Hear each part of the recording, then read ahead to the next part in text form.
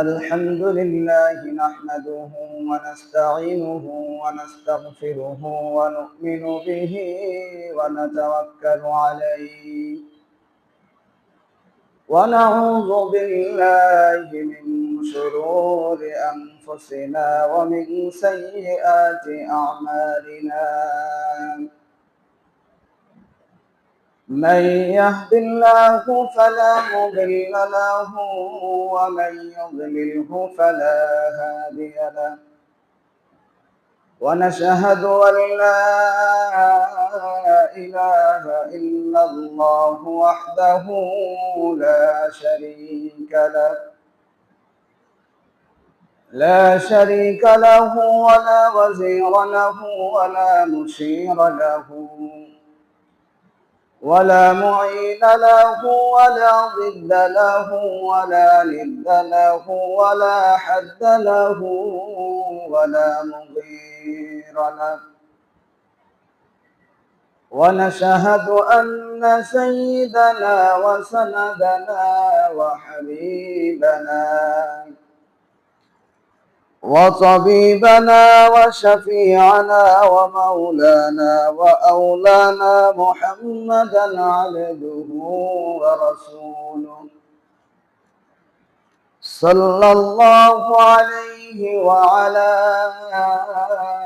آله وأصحابه وبارك وسلم.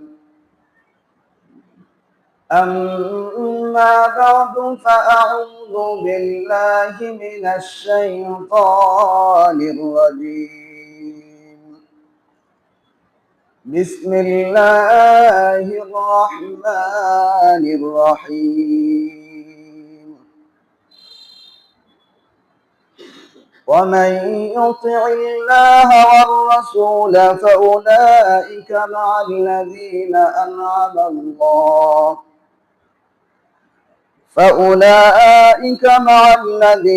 أنعم الله عليهم من النبيين والصديقين والشهداء والصالحين وحسن أولئك رفيقا. وقال رسول الله صلى الله عليه وسلم: لا يؤمن أحدكم حتى أكون أحب إليه من والده وولده والناس أجمعين.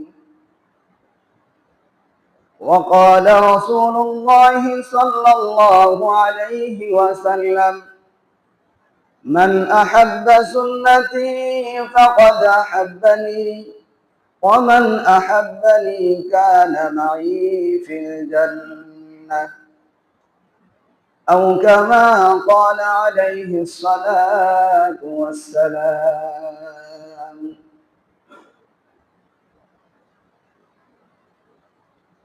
আলহামদুলিল্লাহ, মহান আল্লাহ তাআলার দরবারে অসংখ্য অগণিত শুকরিয়া আদায় করি যে মহান রব্বুল আলামিন আমাদেরকে পবিত্র জুমার দিন জুমার নামাজ আদায় করার জন্য তার ঘরে আসার সুযোগ করে দিলেন।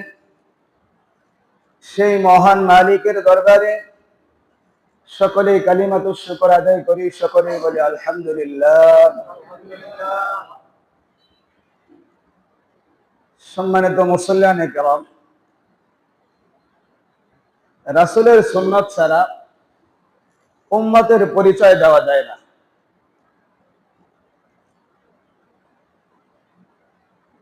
উম্মতের পরিচয় দিতে হলে রাসূলের সুন্নাতকে মানতে হবে।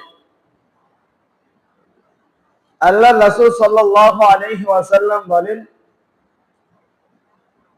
ওমান রাগিবা আন সুন্নতি ফালাইসা মিন্নি।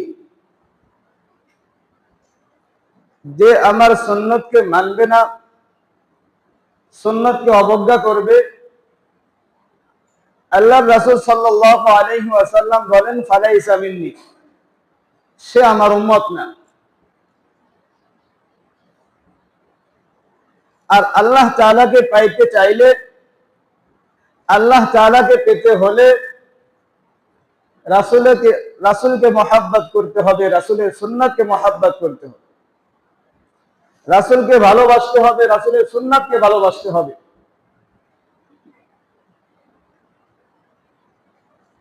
আল্লাহর রাসূল সাল্লাল্লাহু আলাইহি ওয়াসাল্লাম বলেন, লা ইউমিনু আহাদুকুম হাত্তা আকুনা আহাব্বা ইলাইহি মিন ওয়ালিদিহি ওয়া ওয়ালাদিহি ওয়ান নাসি আজমাইন। আল্লাহর হাবিব হযরত মুহাম্মদ রাসূল সাল্লাল্লাহু আলাইহি ওয়াসাল্লাম বলেন, তোমরা ততক্ষণ পর্যন্ত পরিপূর্ণ মুমিন হতে পারবে না যতক্ষণ পর্যন্ত তোমরা তোমাদের স্ত্রী, তোমাদের সন্তান, তোমাদের সম্পদকে আমার চেয়ে বেশি মহব্বত করবে।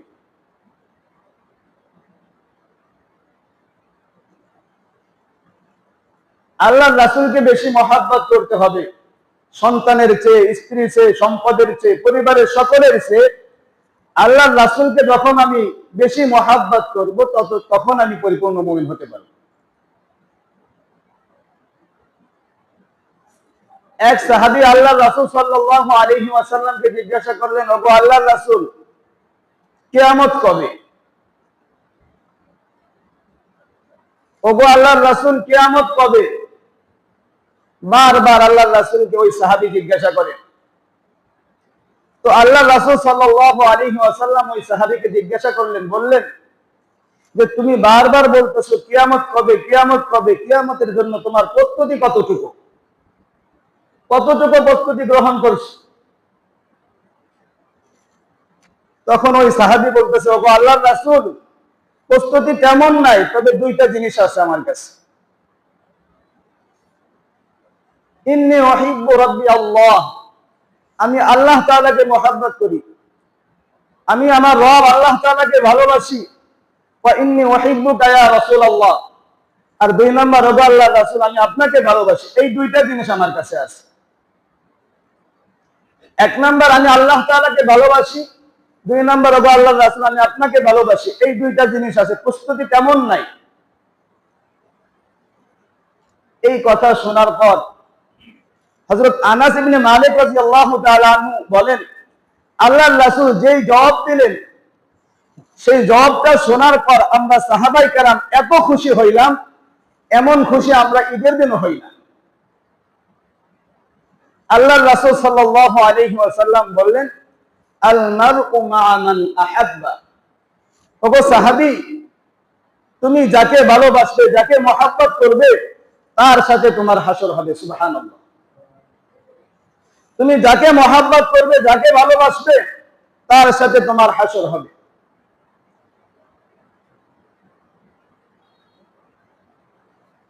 তো ওই সাহাবী বলছে, দুইটা জিনিস আমার কাছে আছে, একটা হলো আল্লাহ তাআলার মহব্বত, দ্বিতীয়টা হলো আল্লাহর রাসূল আপনার ভালোবাসা। তো আল্লাহকে পেতে চাইলে, আল্লাহকে পাওয়ার জন্য আল্লাহর রাসূলকে ভালোবাসতে হবে, আল্লাহর রাসূলের সুন্নাহকে ভালোবাসতে হবে। আল্লাহর রাসূলের এক অসহায় সাহাবী, গরীব সাহাবী হযরত সাআদ সালামী রাদিয়াল্লাহু তাআলা আনহু। সাআদ সালামী রাদিয়াল্লাহু তাআলা আনহু একেবারে অসহায়, গরীব, গোলাম। সাআদ সালামী রাদিয়াল্লাহু তাআলা আনহুর বাবাও ছিল গোলাম। তো গোলামের ঘরের গোলাম, একেবারে দরিদ্র সাহাবী। এই সাহাবীর চেহারাও তেমন সুন্দর না, একেবারে কালো সাহাবী, মুখে বসন্তের দাগ। কিন্তু এই সাহাবী আল্লাহর রাসূলের এমন কোন সুন্নাত নাই যেটা সে পালন করে নাই।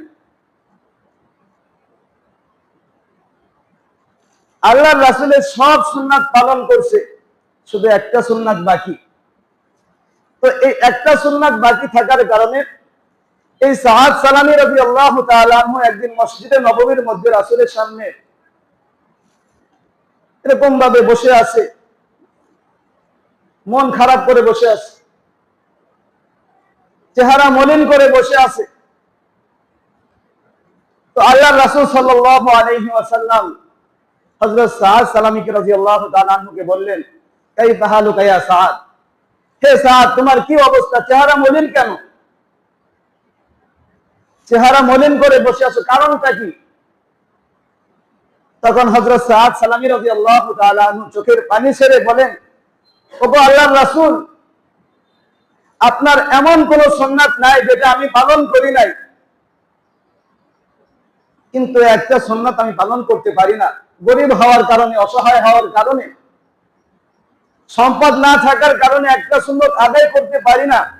তো আমার ভয় হয় এই একটা সুন্নাত আদায় না করার কারণে হয়তো আমাকে এরকম ভাবে জাহান্নামের শাস্তি গ্রহণ করতে হবে, হয়তো হাসরের ময়দানে কাঠগড়ায় দাঁড়াইতে হবে।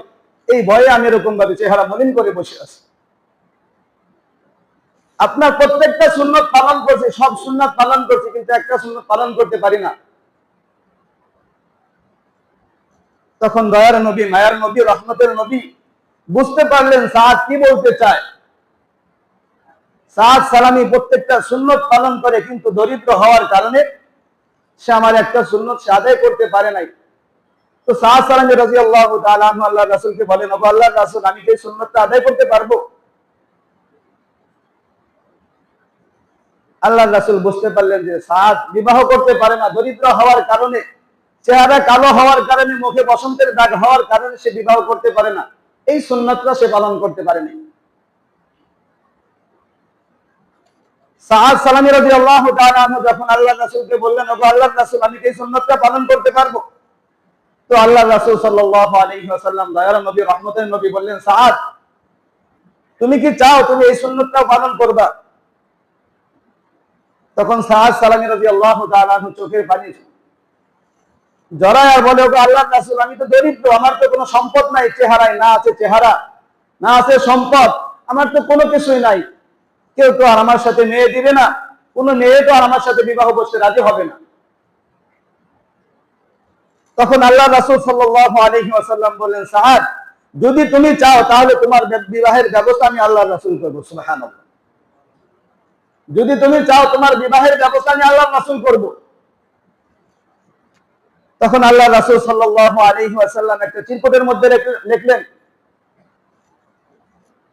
আমর ইবনুল ওয়াহ্হাব, ওই সাহাবীর ঘরে সুন্দরী মেয়ে আছে যাকে বলা হয় হুরে মদিনা, অর্থাৎ মদিনার মধ্যে সবচেয়ে সুন্দরী। তো আল্লাহ রাসূল চিরকুটের মধ্যে লিখলেন, পত্রের মধ্যে লিখলেন আমর ইবনুল ওয়াহ্হাবের কাছে, আমর ইবনুল ওয়াহ্হাব, তোমার কাছে আমি একজন বার্তাবাহক পাঠাইতেছি, একটা চিঠি দিয়ে, একটা চিরকুট দিয়ে পাঠাইতেছি। তো যাকে পাঠাইতেছি তার সাথে তোমার মেয়েকে বিবাহ দিবে। তো সাদ সালামী রাদিয়াল্লাহু তাআলা আনহু ওই চিঠি আর চিরকুট নিয়ে এরকম ভাবে আমর ইবনুল ওয়াহ্হাবের বাড়িতে গেলেন। তো সাদ সালামী রাদিয়াল্লাহু তাআলা আনহুকে দেখে হযরত আমর ইবনুল ওয়াহ্হাব রাদিয়াল্লাহু তাআলা আনহু এরকম ভাবে নিচে নামলেন, বাহিরে আসলেন। আসার পর এরকম ভাবে সাদ সালামী রাদিয়াল্লাহু তাআলা আনহু যখন চিঠিটা হাতে দিলেন, দিয়ে বলতেছে, আল্লাহ রাসূল সাল্লাল্লাহু আলাইহি ওয়াসাল্লাম এই চিঠি আপনার কাছে পাঠাইছে, আপনার সুন্দরী মেয়েকে আমার সাথে বিবাহ দিতে বলছে। হযরত আমর ইবনুল ওয়াহ্হাব রাদিয়াল্লাহু তাআলা আনহু একবার চিঠির দিকে তাকায় আর একবার সাদ সালামের দিকে তাকায়। কারণ তার তো কোনো টাকা পয়সা নাই, কোনো সম্পদ নাই, চেহারাও সুন্দর না, চেহারায় মুখে বসন্তের দাগ, কালো সাহাবী। একবার চিঠির দিকে তাকায় আর একবার সাদ সালামের দিকে তাকায়। কারণ বর্তমান সমাজেও দেখা যায়, যদি কারো সম্পদ থাকে চেহারা সুন্দর না হলেও চলে, যদি সম্পদ থাকে চেহারা তখন অনেক মানুষ দেখে না। আবার অনেক সময় সম্পদ নাই কিন্তু চেহারা দেখতে অনেক সুন্দর, এভাবেও বিবাহ হয়। কিন্তু সাদ সালামের তো কোনোটাই নাই, না আছে চেহারা, না আছে সম্পদ। এজন্য হযরত আমর ইবনুল ওয়াহ্হাব রাদিয়াল্লাহু তাআলা আনহু একবার চিঠির দিকে তাকাইতেছে আর একবার সাদ সালামের দিকে তাকাইতেছে। আবার চিন্তা করতেছে যে প্রস্তাব তো দিয়েছে আল্লাহর রাসূল মুহাম্মদ রাসূল সাল্লাল্লাহু আলাইহি ওয়াসাল্লাম, কি করা যায়।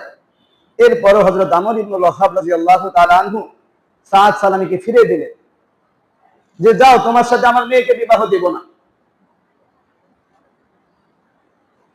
হযরত সাদ সালামী রাদিয়াল্লাহু তাআলা আনহু এরকম ভাবে চেহারা মলিন করে আল্লাহর রাসূলের দিকে রওনা হলেন, আল্লাহর কাছে, রাসূলের কাছে যাবেন। তো ভেতর থেকে তার সুন্দরী রমণী মেয়ে এগুলো লক্ষ্য করতেছে, খেয়াল করতেছে যে আমার বাবার কাছে একজন লোক আসলো, কি যেন একটা দিল, বাবা তাকে ফিরাইয়া দিল। তো ওই মেয়ে এসে এরকম ভাবে বাবাকে বলতেছে, বাবা ওই যে একটা লোক আসলো, কি যেন আপনাকে দিল, তো আপনি তাকে ফিরাই দিলেন, সে কে? তখন হযরত আমর ইবনে ওয়াহাব রাদিয়াল্লাহু তাআলা আনহু মেয়েকে বললেন, মা ওই লোক আসছিল তোমার বিবাহের প্রস্তাব নিয়ে, সে তোমাকে বিবাহ করতে চায়। তখন মেয়ে বলতেছেন, বাবা আপনি তো সর্বনাশ করে ফেলছেন। তার সম্পদ থাক আর না থাক সেটা তো দেখার বিষয় না, তার চেহারা সুন্দর কি কালো সেটা দেখার বিষয় না, দেখার বিষয় হলো প্রস্তাব পাঠাইছেন কে, সেটা দেখার বিষয়। প্রস্তাব তো দিয়েছেন মায়ার নবী, রহমতের নবী মুহাম্মদ রাসূল সাল্লাল্লাহু আলাইহি ওয়াসাল্লাম। আপনি কেন প্রস্তাবে রাজি হলেন না? আপনি কেন তাকে ফিরাই দিলেন? আপনি তো সর্বনাশ করে ফেলছেন। আপনি যান সাদ সালামীকে ডেকে আনেন, আমি তার সাথে বিবাহ বসতে রাজি আছি। সুবহানাল্লাহ, আমি বিবাহ বসার জন্য রাজি আছি, তাকে ডেকে আনেন। হযরত আমর ইবনে ওয়াহাব রাদিয়াল্লাহু তাআলা আনহু সাদ সালামীকে ডেকে আনলেন। আনার পর বললেন যে, বাবা সাদ, আমার মেয়েকে তোমার সাথে বিবাহ দেওয়ার জন্য আমি রাজি আছি, আমি প্রস্তুত আছি, আমার মেয়েও রাজি। তুমি যাও, বিবাহের এরকম ভাবে যা যা লাগে তুমি প্রস্তুতি গ্রহণ করো। তো সাদ সালামী রাদিয়াল্লাহু তাআলা আনহু খুশি, কারণ এমন কোন যুবক নাই যেই যুবক বিবাহের কথা শুনলে খুশি হয় না। অন্য কিছুতে খুশি না হলেও বিবাহের কথা যখন শুনে খুশি হয়ে যায়, ভেতরে ভেতরে এরকম ভাবে খোঁজ নেয়, মা বাবা কি বিবাহের আলোচনা করে কিনা, কেমন মেয়ে দেখতেছে খোঁজ নেয়। তো সাদ সালামী রাদিয়াল্লাহু তাআলা আনহু আল্লাহর রাসূলের দরবারে গেলেন, গিয়ে বলতেছেন, ওগো আল্লাহর রাসূল, আমার সাথে আমর ইবনে ওয়াহাবের মেয়েকে তো বিবাহে দেওয়ার জন্য সে রাজি আছে, তো আমি যে বিবাহ করব, বিবাহ করার মতো আমার তো কোনো সামর্থ্য নাই, মহারণা দেওয়ার মতো আমার কোনো সম্পদ নাই, একটা শাড়ি কিনবো সে টাকাও আমার কাছে নাই, আমি কি করব?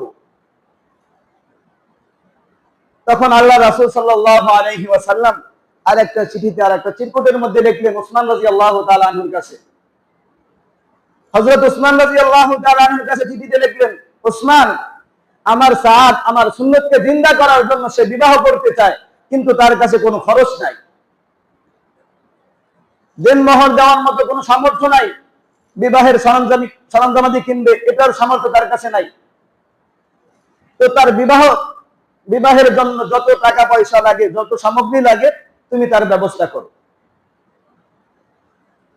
হযরত ওসমান রাদিয়াল্লাহু তাআলা আনহু হযরত সাদ সালামী রাদিয়াল্লাহু তাআলা আনহু বিবাহের জন্য যা যা লাগে টাকা পয়সা দিয়ে দিলেন, যে যাও বাজারে যাও, বিবাহের জন্য যা কিছু লাগে বাজারে গিয়ে কিনে আনো।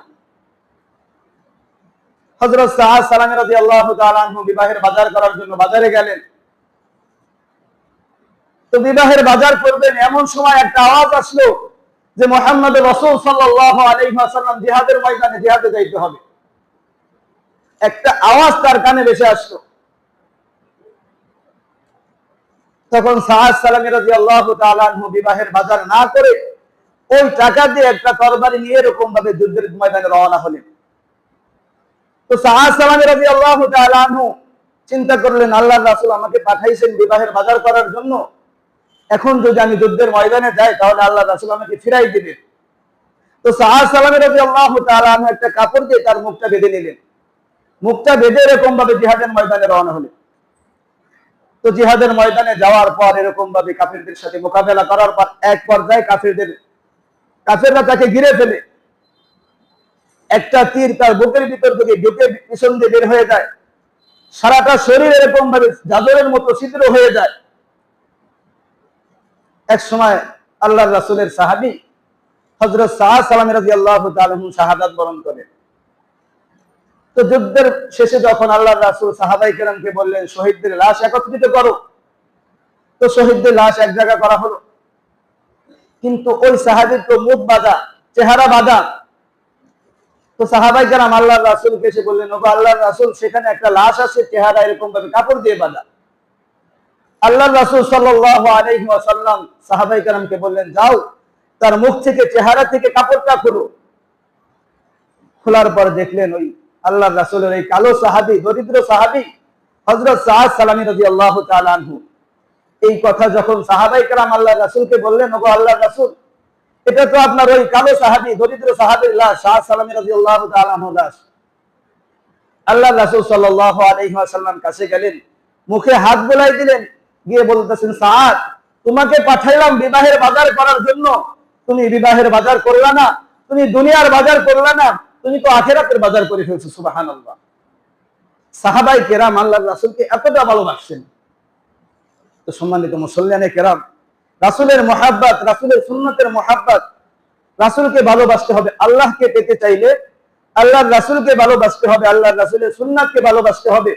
আল্লাহর রাসূল বলেন, মান আহাব্বা সুন্নতি ফাকাদ আহাব্বানি ওয়া মান আহাব্বানি কানা মাই ফিল জান্নাহ। মান আহাব্বা সুন্নতি, যে আমার সুন্নাতকে ভালোবাসলো, ফাকাদ আহাব্বানি, আল্লাহর রাসূল বলেন সে যেন আমাকে ভালোবাসলো। ওয়া মান আহাব্বানি, আল্লাহর রাসূল বলেন যে আমাকে ভালোবাসে, কানা মাই ফিল জান্নাহ, সে জান্নাতে আমার সাথী হবে। সুবহানাল্লাহ। সম্মানিত মুসল্লিয়ানে কেরাম, আল্লাহ রাব্বুল আলামিন আমাদের সকলকেই রাসূলের সুন্নাহগুলো পালন করার তৌফিক দান করুন। সকলেই বলি আমিন। ওয়া আখিরু দাওয়ানা আনিল হামদুলিল্লাহি রাব্বিল আলামিন।